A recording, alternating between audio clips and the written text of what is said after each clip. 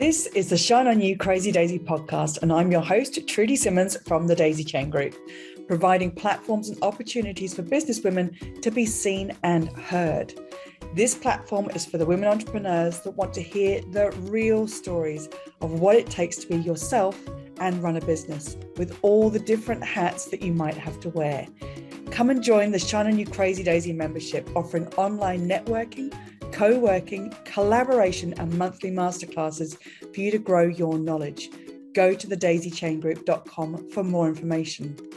These are the platforms to hear and share the stories of the tenacious, the rebellious, and the resilient women that are working towards the future that they build for themselves and their families.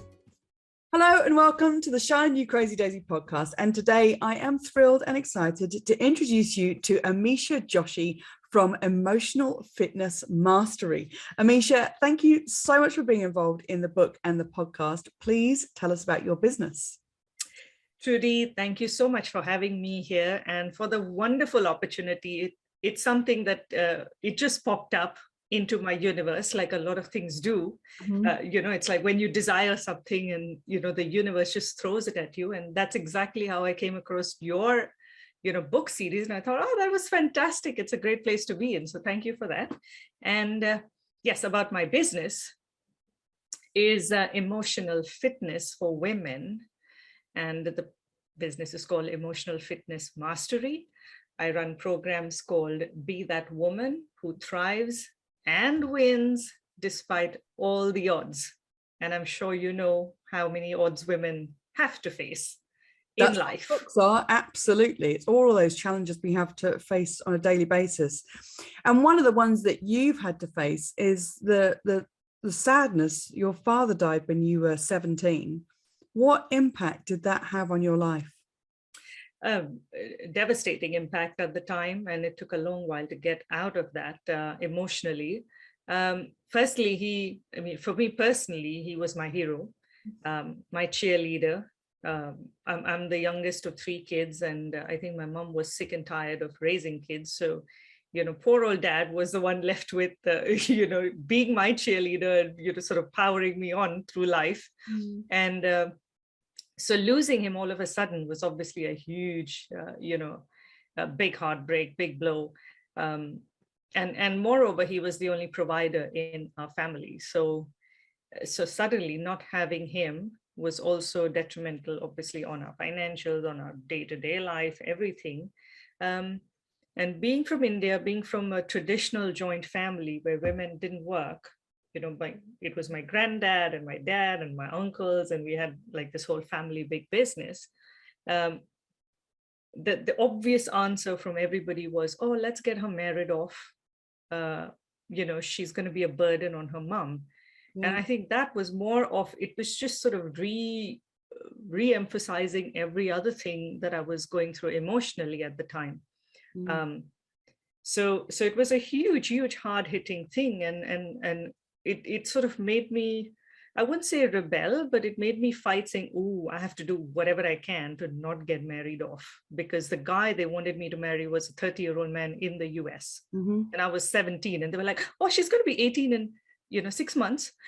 As soon as she's 18, it'll be legal. Let's just get her married. And I was like, oh, so I didn't know whether to deal with the grief or to deal with the financial challenges, or to, deal with, resist being married off. I had all of these challenges going on at the same time.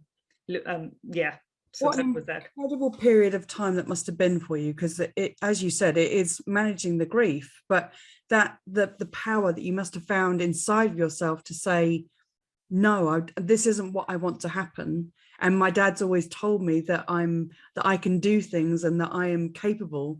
That must, and the cultural things in between all of that, there's a lot.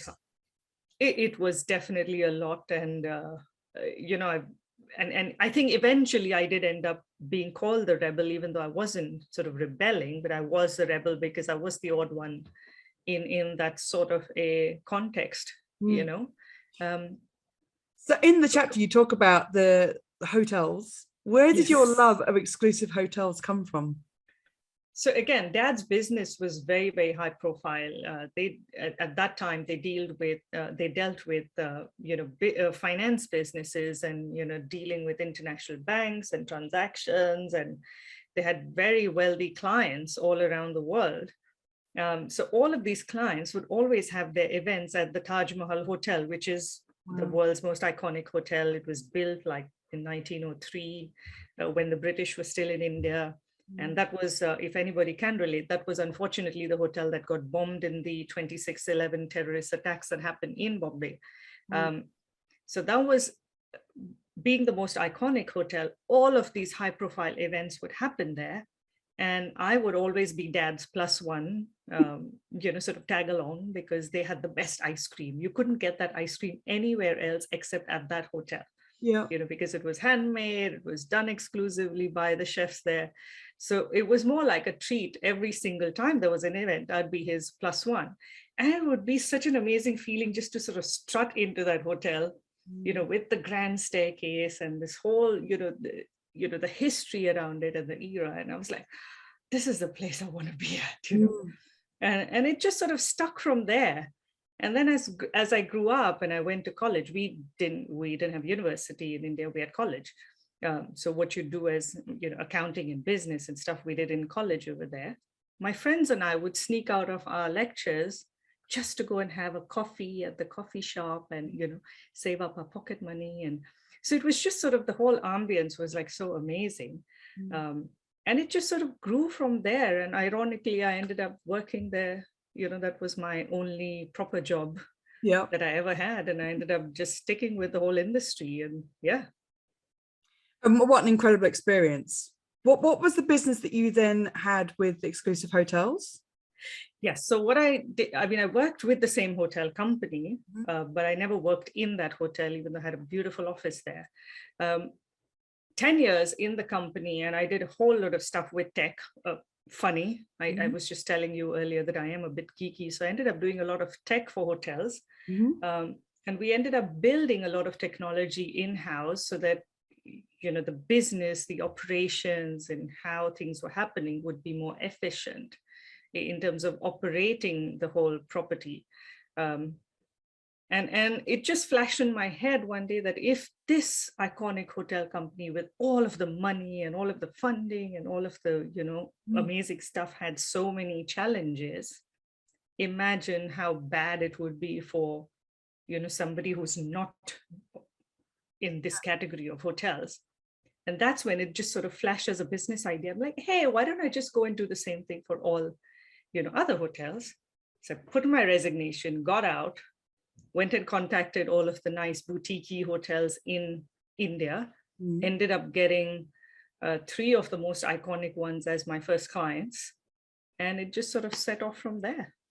It's amazing. It is incredible when you can find that gap and you go with it. And coming from where you came from, where women don't get jobs as a rule, and you just absolutely, and not just smashed it, I'm a woman, hear me roar, but also smashed it in tech.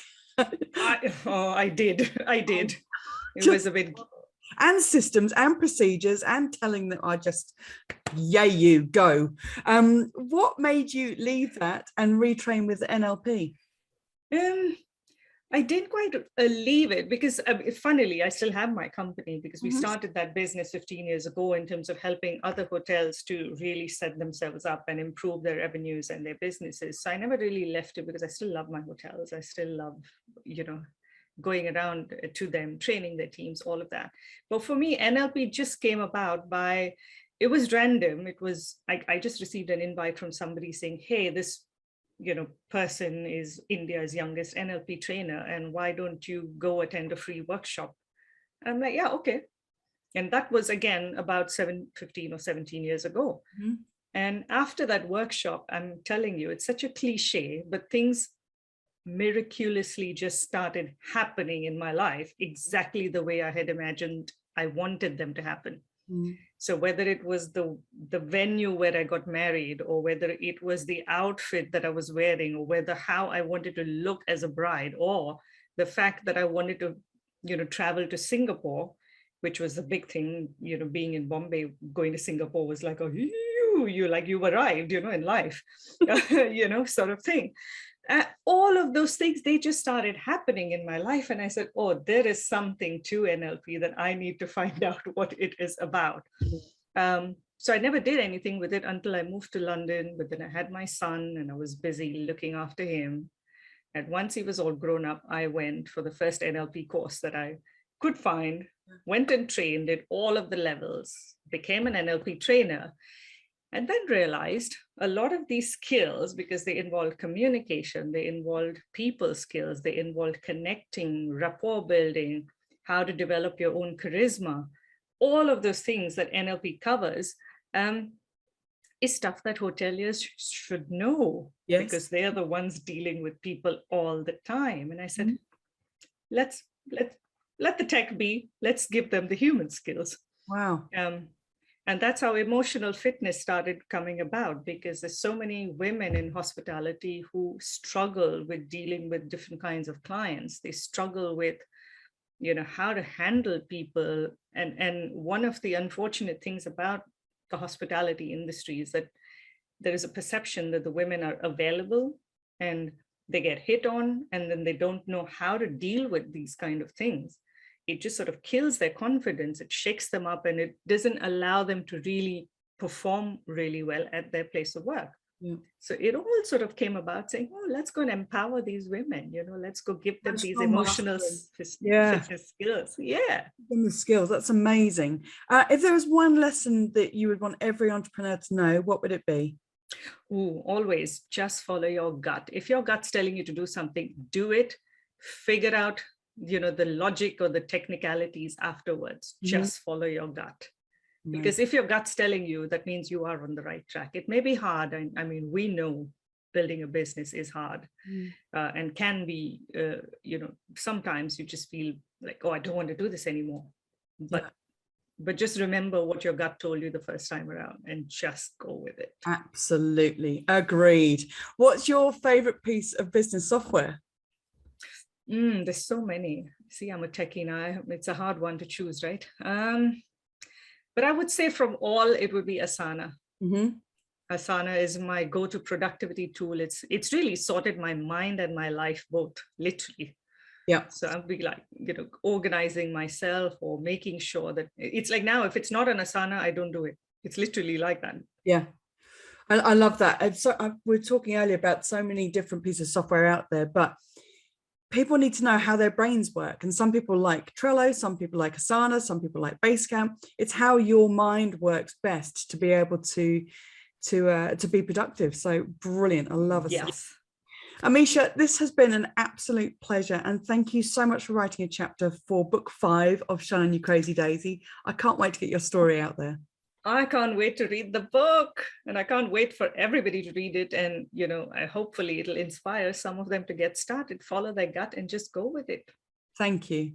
Thank you for watching. If you like what you saw, please like the video and click the subscribe button for this channel for more inspiration. If you're a businesswoman looking for that community that will support you and lift you up, come and join the Shine On You Crazy Daisy membership, offering online networking, co-working, collaboration, and monthly masterclasses to grow your knowledge.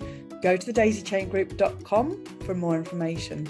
And for even more inspiration, please go to the link under the video and get your copy of the Shine On You Crazy Daisy series of books with inspirational and motivating stories from businesswomen around the world.